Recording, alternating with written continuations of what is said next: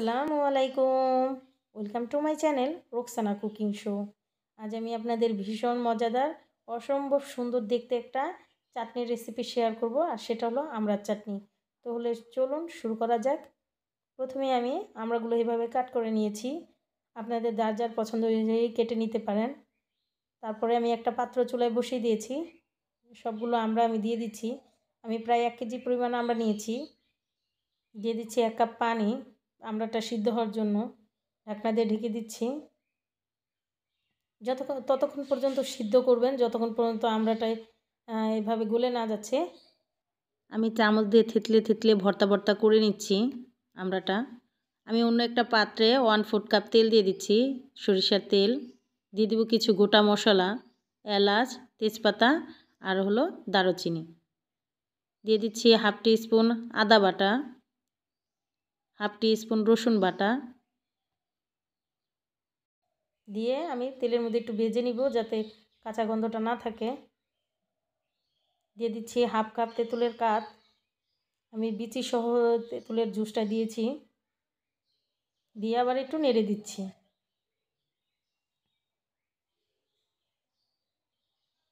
দিয়ে দিব 1/2 কাপ গুড়। আপনার যে কোনো গুড় ইউজ করতে পারেন। দিয়ে দিচ্ছি 1 টেবিল চামচ মরিচের গুঁড়া, 1/2 টেবিল চামচ হলুদের গুঁড়া, 1/2 টেবিল চামচ ধনে গুঁড়া, আর 1 টেবিল চামচ দিয়ে দিচ্ছি পাঁচফোড়ন, আধা ভাঙা করে নিয়েছি সেটা। আর দিয়ে দিচ্ছি 2 টেবিল চামচ কাসুন্দি।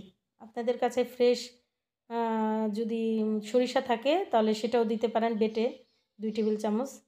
আমার কাছে ছিল না, সেজন্য আমি কাসুন্দি দিয়ে দিলাম। এরই মধ্যে আমি দিয়ে দিলাম সিদ্ধ করে রাখা সেই আমড়ার ভর্তাটা। দিয়ে এখন নেড়ে চেড়ে ভালো মতো আমি মশলাটার সাথে মিশিয়ে দিয়ে নাড়াচাড়া দিয়ে এখন ভালো মতন নাড়াচাড়া দিয়ে মিশিয়ে নিচ্ছি। এটা যত নাড়াচাড়া দিয়ে যত শুকাবেন তত দিন অনেক দিন ভালো থাকবে, আর খেতেও অনেক মজা লাগবে। দিয়ে দিচ্ছি 1 টেবিল চামচ বিট লবণ। দিয়ে আমি আবার নেড়ে চেড়ে দিচ্ছি। দিয়ে দেবো 1 টেবিল চামচ ভিনেগার, এতে আচারটা অনেক দিন ভালো থাকবে। আর দিয়ে দিব 1 টেবিল চামচ চিলি ফ্লেক্স ও পাঁচফোড়ন। দিয়ে আমি নেড়ে চেড়ে মিশিয়ে নিচ্ছি।